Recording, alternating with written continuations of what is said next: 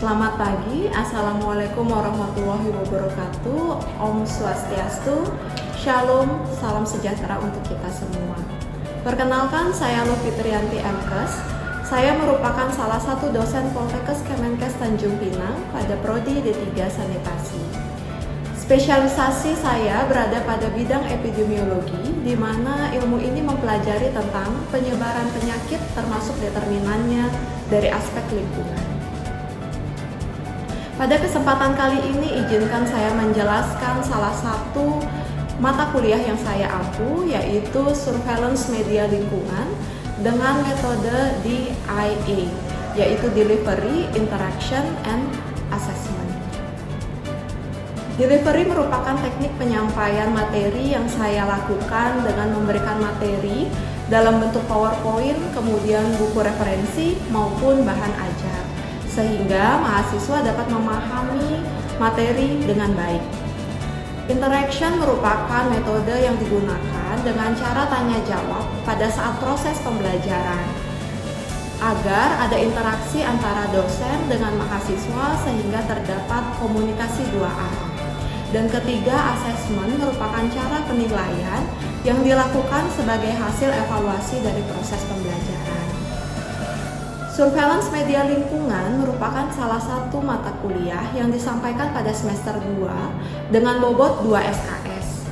Mata kuliah ini diampu oleh saya sendiri dengan dibantu 2 orang tim teaching. Mata kuliah Surveillance Media Lingkungan merupakan mata kuliah yang mengajarkan konsep dasar mengenai pengamatan yang sistematis pada media lingkungan, sehingga dapat dianalisis dan diinterpretasi secara terus-menerus yang berguna bagi perencanaan, penerapan, dan evaluasi program kesehatan lingkungan dan pencegahan penyakit menular yang berbasis lingkungan. Adapun capaian pembelajaran pada mata kuliah ini adalah mahasiswa mampu menjelaskan dan melakukan surveillance media lingkungan sesuai pedoman kerja dan petunjuk teknis untuk mengenali dan memecahkan masalah kesehatan lingkungan yang dihadapi. Subcapaian pembelajaran pada mata kuliah ini antara lain: 1. Mahasiswa mampu menjelaskan metode surveillance media lingkungan. 2. Mampu melakukan surveillance kualitas air. 3. Mampu melakukan surveillance kualitas udara. Dan 4. Mampu melakukan surveillance kualitas hygiene sanitasi pangan. Materi pembelajaran yang disampaikan pada mata kuliah ini antara lain: yang pertama ada pengantar surveillance media lingkungan, kedua konsep dasar penyebab penyakit, ketiga surveillance kualitas air bersih, keempat surveillance kualitas air minum, kelima surveillance kualitas hygiene sanitasi pangan, keenam surveillance kualitas udara, ketujuh surveillance kualitas tanah, kedelapan penilaian resiko lingkungan terhadap terjadinya penyakit, kesembilan dinamika media transmisi penyakit berbasis lingkungan, ke-10 patogenesis penyakit berbasis lingkungan dengan teori simpul, ke-11 penyakit yang berhubungan dengan kualitas air, 12 penyakit yang berhubungan dengan kualitas tanah, 13 penyakit yang berhubungan dengan kualitas udara, dan 14 penyakit yang berhubungan dengan kualitas hygiene sanitasi pangan. Metode pembelajaran yang saya gunakan adalah metode pembelajaran student centered learning, yaitu metode pembelajaran yang berfokus untuk meningkatkan serta mengembangkan kemampuan kritis dari mahasiswa. Pada awal pertemuan, saya melakukan perkenalan untuk membangun keakraban antara dosen dan mahasiswa. Kemudian saya menjelaskan kontrak perkuliahan yang akan dilaksanakan selama 1 semester ke depan untuk disepakati bersama, termasuk menjelaskan modul perkuliahan agar mahasiswa mendapatkan gambaran pelaksanaan perkuliahan. Rujukan pembelajaran menggunakan beberapa strategi, diantaranya buku referensi, bahan ajar, modul, dan jurnal penelitian yang saya publikasikan, dan dapat mendukung pembelajaran sehingga materi yang diberikan dapat lebih aktual. Penggunaan media dan teknologi juga digunakan dalam proses pembelajaran, seperti menggunakan e-library Poltekkes Kemenkes Tanjung Pinang, sehingga memungkinkan mahasiswa dapat membaca buku referensi, majalah, jurnal, dan proceeding dimanapun dan kapanpun. Sebelum masuk ke materi pembelajaran, saya akan mereview kembali materi yang saya sampaikan pada pertemuan sebelumnya dan selanjutnya menjelaskan materi saat itu. Perkuliahan dilaksanakan dengan cara tatap muka agar proses pembelajaran lebih efektif dengan adanya interaksi langsung dengan mahasiswa dalam menjelaskan materi-materi pembelajaran. Pada kondisi tertentu, kegiatan pembelajaran juga dimungkinkan dilakukan dengan menggunakan media Zoom Meeting. Kemudian untuk memuat bahan pembelajaran, video pembelajaran, forum diskusi, absensi, dan tugas mandiri atau kuis diinput ke dalam Google Classroom agar mahasiswa dapat mengakses secara langsung sebagai wujud tindak lanjut setiap pertemuan perkuliahan.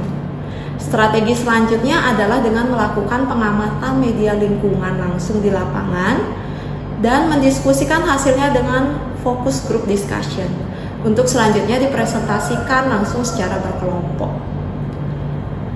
Pelaksanaan asesmen dilakukan untuk mengevaluasi pembelajaran.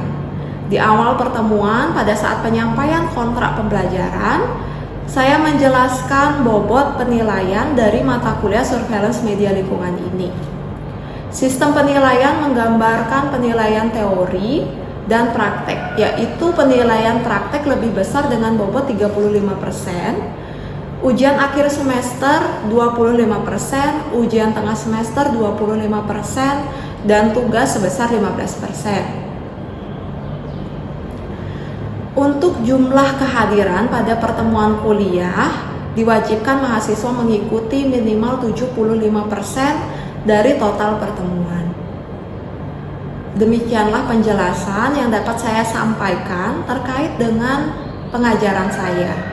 Berikut saya akan menampilkan proses pengajaran mata kuliah surveillance media lingkungan dengan cara tatap muka.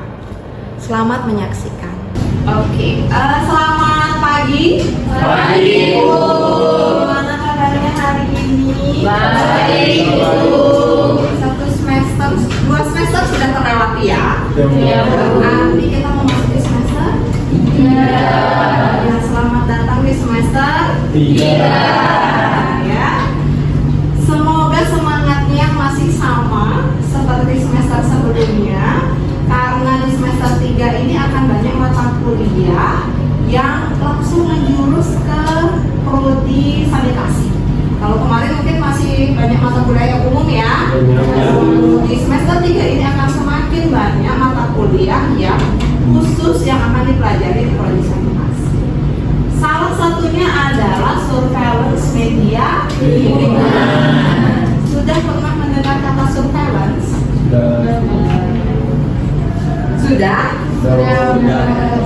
Sudah pernah mendengar kata surveillance. Apa itu surveillance? Tapi sebelum itu Ibu akan menjelaskannya.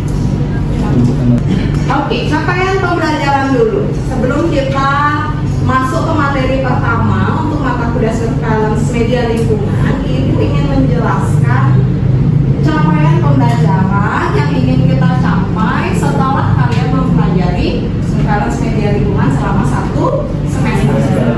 Ya.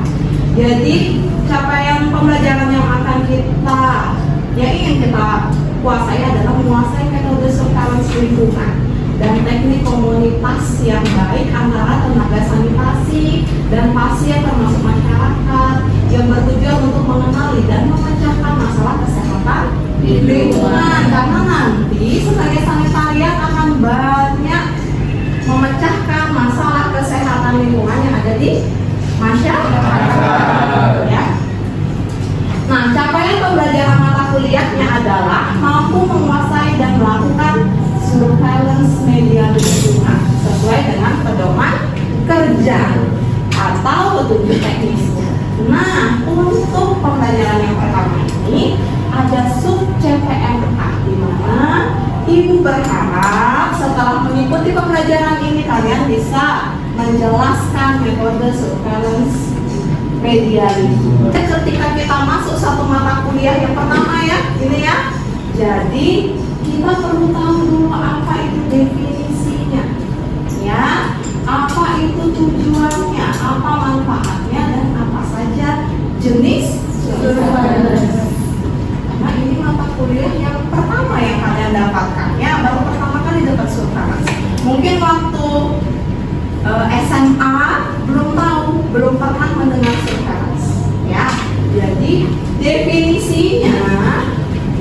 adalah kegiatan pemantauan yang dilakukan secara cermat dan terus-menerus.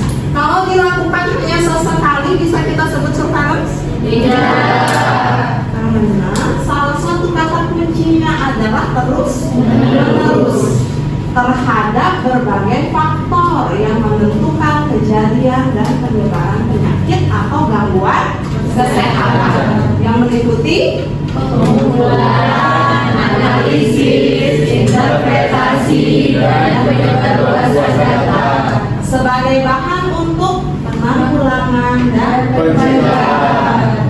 Ya. Ada juga yang mendefinisikan bahwa surveillance adalah kegiatan sistematis, periodik, dan berkelanjutan untuk mengumpulkan data kesehatan serta diikuti dengan kegiatan analisis untuk mendapatkan dasar penyusunan kebijakan.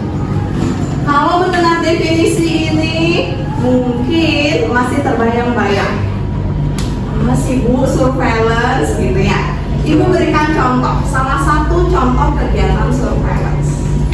DBD, penyakit demam berdarah tinggi, disebabkan oleh siapa ya Bu? Silakan Agus. Nyamuk Aedes aegypti. Virusnya? Virus dengue, betul sekali, terima kasih. Perantaranya adalah nyamuk, faktornya adalah nyamuk Aedes. Ya, ada kegiatan surveillance yang ada di masyarakat untuk faktor DBD, yaitu Jumante. Pernah dengar Jumante? Apa kepanjangan Jumante? Juru pemantau jentik. Oke, juru pemantau jentik. Setiap minggu idealnya rumah kalian diperiksa, betul ya? Nah, dilakukan pemantauan, dilakukan pengumpulan data nggak itu? Iya. Untuk melihat apakah di rumah masyarakat ada positif jentiknya enggak? Dan itu dilakukan secara berkelanjutan. Nah, itu merupakan salah satu kegiatan surveillance. Paham ya di sini ya? Sampai di sini paham? Oke. Nah, maka surveillance harus selalu mengandung arti. Pertama, dia menentukan besarnya masalah penyakit tersebut di masyarakat. Kedua, menentukan kelompok masyarakat yang beresiko. Ketiga, di mana penyakit tersebut sering terjadi. Dia juga bisa untuk perubahan ya, adanya untuk menentukan perubahan kejadian secara musiman dan untuk menentukan prioritas masalah. Jadi kalau misalnya Jumantik melakukan kegiatan pemantauan jentik secara terus-menerus, kita bisa tahu nggak di mana daerah yang ABJ-nya rendah? Bisa ya? Nah, itu jadi kita bisa menentukan kelompok masyarakat mana di mana yang beresiko. Kalau ABJ-nya rendah, angka bebas jentiknya rendah, resiko terjadinya DBD akan menurun. Bagaimana pelaporan dari kegiatan surveillance? Siapa saja yang melakukan kegiatan surveillance ya? Selain surveillance faktor resiko penyakit, ya tadi kan Jumante memantau jentik. Kalau jentiknya banyak, resiko terjadinya penyakit akan semakin tinggi. Itu faktor resikonya ya. Tapi surveillance juga akan mendata tentang angka kejadian penyakitnya. Jadi tidak hanya jentiknya saja yang dipantau, tapi DBD-nya ada nggak? Itu yang penting ya. Salah satu yang penting. Jadi siapa saja yang akan melakukan surveillance? Pertama, peristiwa penyakit itu akan didata di komunitas, akan dilaporkan ke dinas kesehatan. Jadi dari puskesmas, rumah sakit, dokter praktek, dan lainnya. Komunitas juga bisa ya, seperti kader kesehatan ya. Itu akan melaporkan kejadian penyakit ke dinas kesehatan kabupaten atau kota. Selanjutnya akan dilaporkan ke dinas kesehatan provinsi dan terakhir Kemenkes. Nah, data tersebut akan dianalisis dan interpretasi. Setelah dianalisis akan menjadi informasi. Oh tadi ya, oh ternyata dari kelurahan kerja puskesmas Sejang, dompa lebih beresiko untuk terjadi DBD. Nah, itu informasi.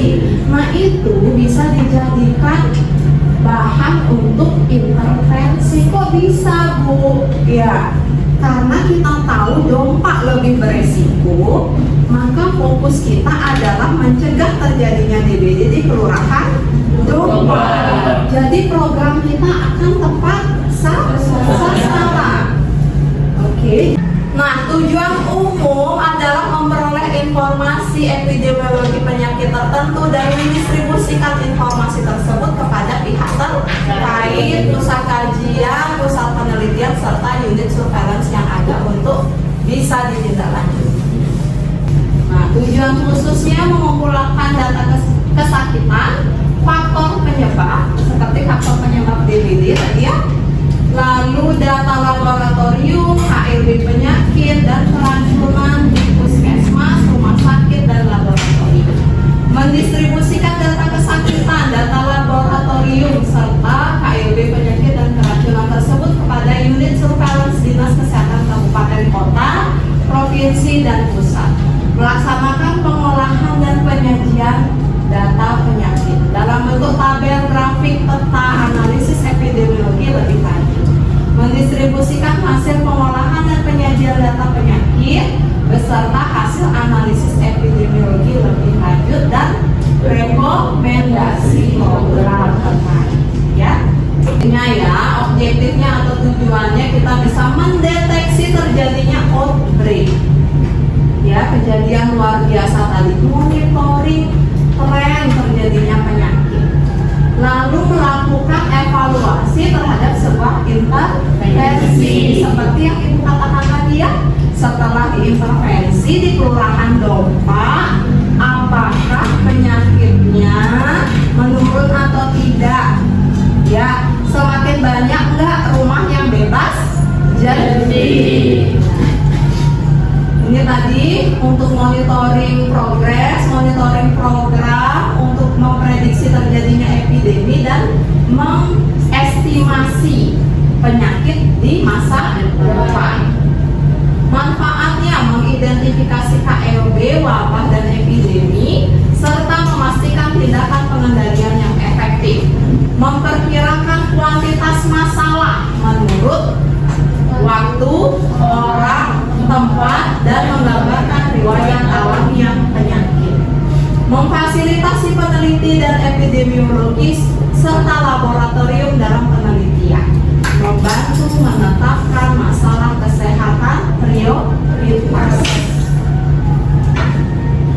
Membantu melaksanakan program pengendalian, mengidentifikasi kelompok beresiko tinggi menurut umur, pekerjaan, tempat tinggal, lokasi, masalah kesehatan yang sering terjadi, dan variasi kejadian penyakit, apakah dia musiman atau tahunan. Mengetahui berbagai faktor penyakit, reservoir binatang, serta peranannya dalam dinamika penularan penyakit menular. Ini yang penting untuk diketahui. Pertama, pengumpulan data epidemiologi. Pengumpulan data epidemiologi. Ingat ya, prinsip surveillance itu ada yang pertama pengumpulan data. Ya, pengumpulan data epidemiologi. Biasanya akan terdiri dari waktu, tempat, dan sifat perseorangan, faktor resiko lingkungan, dan perilaku. Yang kedua ada pengolahan data. Selanjutnya data tersebut akan diinterpretasikan dengan membuat kesimpulan yang diikuti dengan saran program dan menyebarluaskan hasil surveillance kepada pihak terkait dan melakukan evaluasi program. Oke, sekarang kita sudah belajar tentang definisi, tujuan, manfaat. Sampai di sini ada yang mau ditanyakan nggak? Ibu lanjutkan dulu. Boleh, Ibu lanjutkan dulu. Yang pertama, kita punya istilah-istilah. Ada epidemi. Timbulnya suatu penyakit yang menimpa sekelompok masyarakat pada satu wilayah dengan kejadian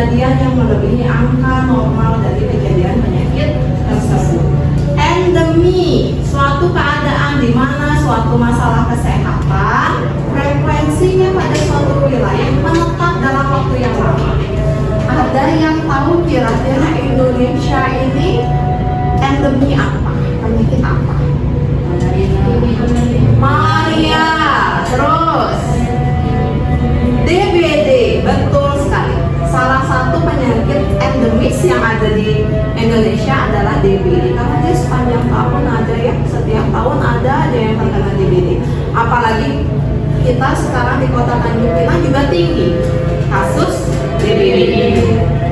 Karena faktor resikonya banyak ya. Faktor resiko DBD kira-kira apa? Kira-kira apa faktor resiko DBD? Cuaca. Bagus. Apa lagi? Lingkungan. Bagus. Apa lagi? Perilaku. Kepadatan penduduk. Hunian. Ya. Ibu mau tanya, kira-kira kejadian apa nih? Sampai semuanya. Ini ibu ambil contoh KLB keracunan makanan. Ya, KLB keracunan makanan. Jadi dalam waktu singkat yang beresiko adalah yang mengkonsumsi makanan yang sama yang diduga sebagai penyebab terjadinya KLB. Penyakitnya suatu penyakit menular dalam masyarakat dan jumlah penderitanya meningkat secara nyata melebihi keadaan yang lazim pada waktu dan daerah tertentu. Bisa menimbulkan malapetaka. Kalau misalnya banyak yang sakit, banyak yang meninggal ya, kan bisa menimbulkan malapetaka. Jadi mungkin pernah dengar beritanya ya. Nah, berita keracunan makanan, misalnya di satu hajatan, Liza misalnya lagi buat hajatan, ya kan, nanti ketika menikah mengundang teman-teman, ya, ayo teman-teman datang, Liza menikah, gitu.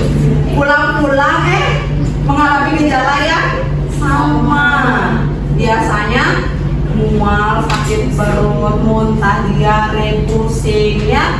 Sebagian besar mengalami kejadian yang sama. Nah, itu bisa kita golongkan sebagai kejadian luar biasa. Oke, itu untuk hari ini. Oke, tapi sebelum ibu tutup mungkin ada yang mau ditanyakan. Ada yang mau ditanyakan, silakan. Silakan Iza. Izin berarti kalau misalnya untuk surveillance itu harus ada KLB ya, walaupun itu penyakitnya baru gitu. Kalau di COVID-19 itu seperti penyakit baru yang tiba-tiba muncul di dunia, berarti itu harus ada KLB dulu baru bisa dilakukan surveillance atau gimana? Tentu tidak. KL surveillance itu kita gunakan untuk mencegah malah. Ya, makanya tadi satu kasus muncul langsung kita surveillance harus dilaporkan. Nah, untuk kita menghadapi COVID-19 awal-awal sebelum COVID-19 masuk di Indonesia, yang pertama di luar ya di China, baru masuk ke Indonesia. Kasus yang pertama itu kan masih dilaporkan, di surveillance. Ya, sebelum dia masuk ke negara kita itu harus sudah di surveillance. Ada nggak di kasus? Dilakukan pengumpulan data, dilakukan pengecekan terus. Ada nggak di kasus? Udah masuk belum ke Indonesia, ya kan? Sebelum KLB itu terjadi, makanya yang di surveillance adalah penyakit-penyakit yang potensi untuk terjadi KLB. Gitu ya? Oke. Terima kasih Iza. Ada pertanyaan lagi? Cukup? Cukup. Oke. Kalau cukup, Ibu mau membuat kesimpulan. Ada yang membuat kesimpulan. Ada yang bisa membantu Ibu membuat kesimpulan pertemuan kita hari ini? Silakan. Terus mau bantu Ibu? Apa saja satu yang kita pelajari hari ini? Definisi surveillance. Kedua, tujuan melakukan surveillance. Ya, tujuannya tadi apa saja? Memantau penyakit, ya,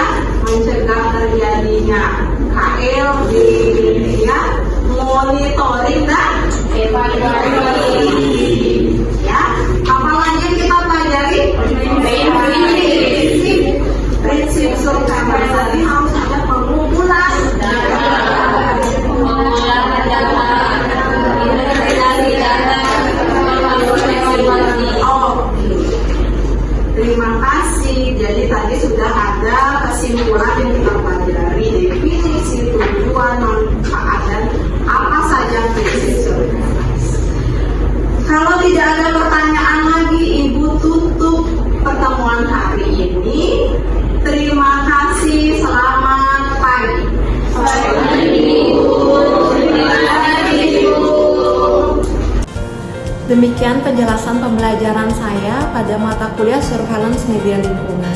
Semoga dapat menjadi gambaran mengenai proses pembelajaran yang saya lakukan sebagai dosen di Prodi D3 Sanitasi Poltekkes Kemenkes Tanjung Pinang. Saya Lufi Triyanti, MKes, pamit undur diri. Terima kasih. Wassalamualaikum warahmatullahi wabarakatuh. Om Santi Santi Santi Om. Shalom, salam sejahtera untuk kita.